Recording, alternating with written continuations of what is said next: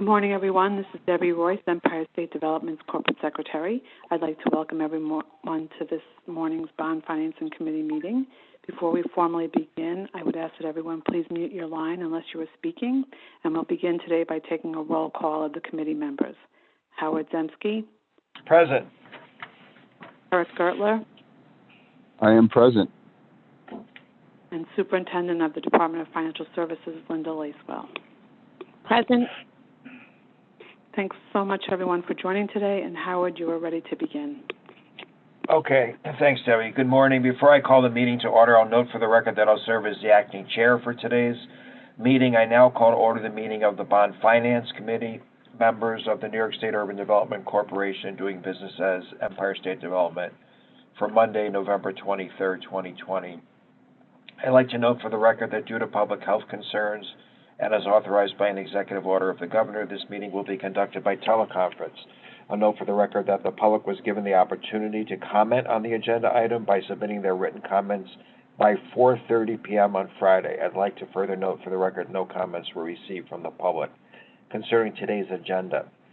The committee members have received the relevant written materials in advance of today's meeting and are free to ask questions at any time.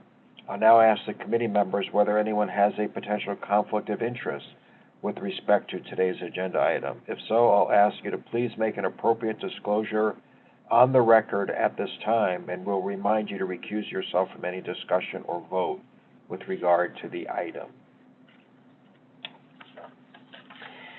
Hearing no conflicts, I'll now ask Doug Brissett to present today's agenda item, which relates to the issuance of state personal income tax revenue bonds and or state sales tax revenue bonds. Doug, when you're ready, please begin.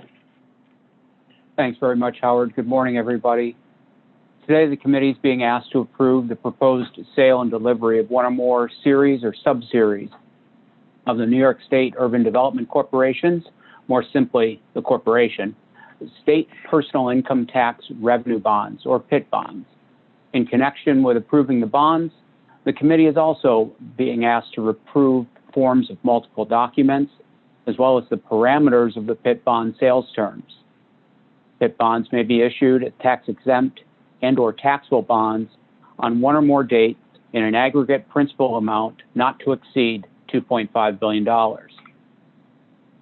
As stated in the resolutions, the committee, on behalf of the corporation, also is being asked to delegate authority to certain corporation officers and employees to establish, within certain parameters, the final terms of the bond sale, including the aggregate principal amount, and to take all actions deemed necessary to accomplish the final sale and delivery of the bonds. The corporation will issue the bonds pursuant to the Personal Income Tax Revenue Bond Financing Program and will be secured by a pledge of financing agreement payments from amounts legally required to be deposited into the Personal Income Tax Revenue Bond Tax Fund. Personal Income Tax Revenue Bond Tax Fund receives a statutory allocation of 50% of state personal income tax receipts and 50% of receipts from the New York State Employer Compensation Expense Program, the ECEP. Distributions of such funds are subject to annual appropriations by the state legislature. The Bond Financing Committee previously approved a master disclosure agreement that will apply to the bonds, the appointment of co-bond counsel, and the submission of an application to the Public Authorities Control Board, the PACB, for the authorization to fund the projects and or programs for which the bonds will be issued. On November 18, 2020, the PACB approved such application and authorized the issuance of up to $2.5 billion principal amount of state personal income tax revenue bonds and or state sales tax revenue bonds. Proceeds from the sale of the bonds will be used to finance projects relating to certain state projects and programs and other state-supported activities, and may refund certain outstanding state-supported debt previously issued. The bonds will be sold on a competitive and or negotiated basis as fixed-rate tax-exempt and fixed-rate taxable bonds. the tax-exempt and taxable bonds will be offered through a single preliminary official statement. In accordance with the attached resolution and exhibit, the committee's requested to adopt the New York State Urban Development Corporation Supplemental Resolutions 2020-3, authorizing PIT bonds, and 2020-2, authorizing sales tax bonds, as amended and restated. Authorize the sale of each series of the bonds on a public, competitive, and/or negotiated basis. Approve the form and content of the preliminary official statement, the official statement, and various documents connected with the sale and delivery of the bonds. And authorize certain corporation officers and employees take all actions deemed necessary to accomplish the final sale and delivery of the bonds. By approving the Financing Committee resolution, the committee will establish $2.5 billion as the maximum aggregate principal amount of the bonds that may be issued. Establish a maximum true interest cost of 7.5% for the tax-exempt bonds and 10% for the taxable bonds.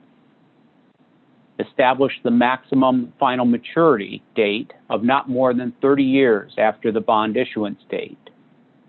And delegate to certain corporation officers and employees the power to A, determine the terms of the bonds within the parameters set forth therein, including, but not limited to, the final aggregate principal amount of the bonds, the principal amount of each series of the bonds, the principal amount of the bonds maturing in each year, the final maturity dates for such bonds, and the interest rates of the bonds. B, issue and deliver the bonds pursuant to a bond purchase agreement if the bonds are sold on a negotiated basis. C, award the bonds to one or more successful bidders if the bonds are sold on a competitive basis. And D, make such changes to the related documents deemed necessary and appropriate. The bonds are expected to price in early December and close shortly thereafter. Thank you. I'm happy to answer any questions at this time. Okay, thanks, Doug, for the thorough presentation. Much appreciated. Are there any questions or comments from the committee members on this item?